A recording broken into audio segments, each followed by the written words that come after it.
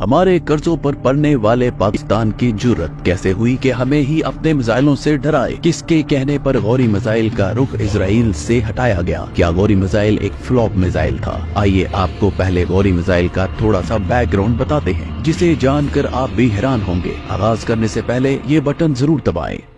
Gauri missile Pakistan का वो पहला एटमी मिसाइल था जिसने पूरी दुनिया को अपने खौफ में मुब्तला कर दिया था, और पाकिस्तान के दुश्मन हैरान थे कि कर्जों में डूबे इस मुल्क ने इतनी तरक्की कैसे कर ली कि एटमी मिसाइलों की दौड़ में शामिल हो गया।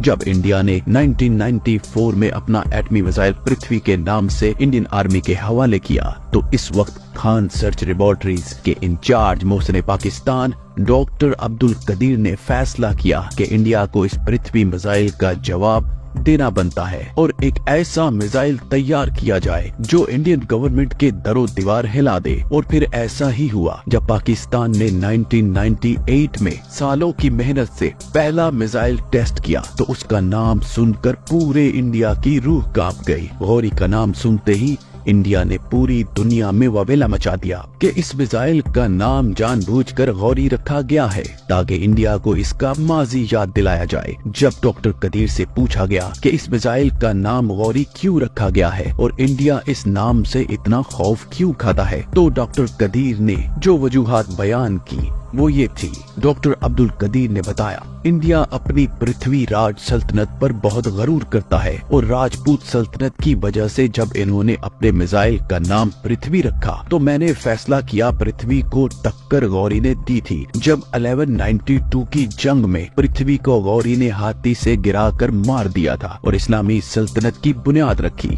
दूसरी वजह अब्दुल कदीर खान ने बताई कि इनके आबाओ अजदाद का ताल्लुक भी गौरी खानदान से जुड़ता है। डॉक्टर कदीर ने इस मिसाइल को नाकाबिले तस्खीर बनाने के लिए बहुत मेहनत की, मगर कुछ ऐसी वजूहात भी थी कि बहुत से लोग इस मिसाइल को बंद करवाने पर तुले रहे। आइए आपको वो वजूहात भी बताते हैं।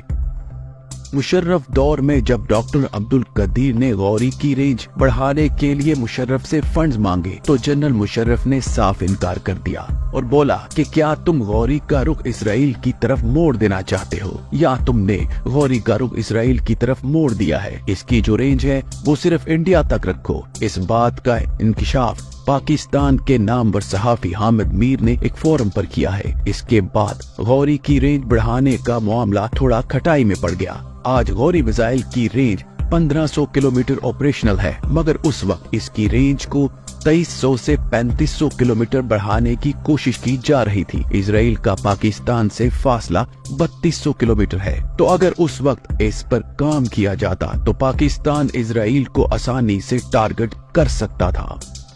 गौरी मिसाइल की टेक्नोलॉजी पर मगरबी मीडिया ने ये इल्जाम भी लगाया कि पाकिस्तान ने इसे नॉर्थ कोरिया से लिया है और इसके बदले में नॉर्थ कोरिया को एटम बॉम्ब का डिजाइन दिया है।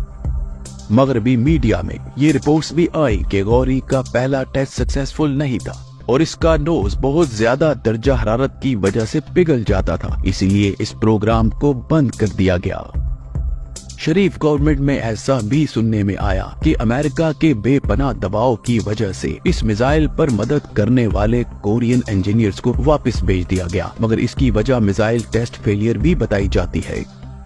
मगरबी ताकतों ने पाकिस्तान पर यह इल्जाम भी लगाया कि इनके दिए हुए कर्जों से पाकिस्तान अपनी मिसाइल टेक्नोलॉजी को आगे बढ़ा रहा है। ऐसा नहीं हो सकता कि हमारे पैसों से हमारे खिलाफ हथियार तैयार किए जाएं। नाजरीन और सामाईन, आज ये एक हकीकत है कि जब से मिसाइल का चार्ज पूरी तरह खान रिसर्च लेबोरेटरीज ने संभाला तो इसके हर फॉल्ट को दूर करके 1500 किलोमीटर रेंज पर फौज के हवाले किया था। डॉक्टर कदीर की ख्वाहिश थी कि इस मिसाइल की रेंज को इस हद तक बढ़ाया जाए कि ये पूरा इंडिया और इजराइल तक पहुंच सके, ताकि पाकिस्तान के मिसाइलों का खौफ हमेशा इनके सरों पर मुंडलाता रहे। आज भी गौरी मिसाइल अपने हदफ को 620 फीट तक आसानी से टारगेट कर सकता है। ये 350 किलोमीटर की बुलंदी पर उड़ सकता है और 750 किलोग्राम तक एटमी मवाद अपने साथ ले जा सकता है। आपके लिए एक खबर और भी है कि पाकिस्तान खुफिया तौर पर एक सरप्राइज मिसाइल पर भी काम कर रहा है जिसका नाम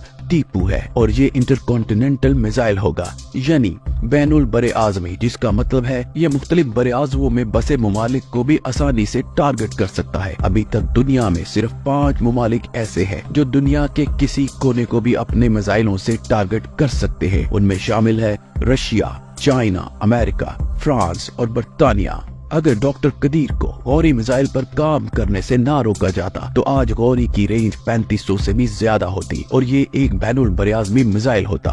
हमारे नाजरीन जरूर कमेंट करके बताएं कि गौरी पर दोबारा काम शुरू किया जाना चाहिए और इसराइल तक इसकी रेंज को मुमकिन बनाया जाए। आप पाकिस्तान फौज को यहाँ से क्या पैगाम देंगे? अपना कमेंट जरूर लिखिएगा।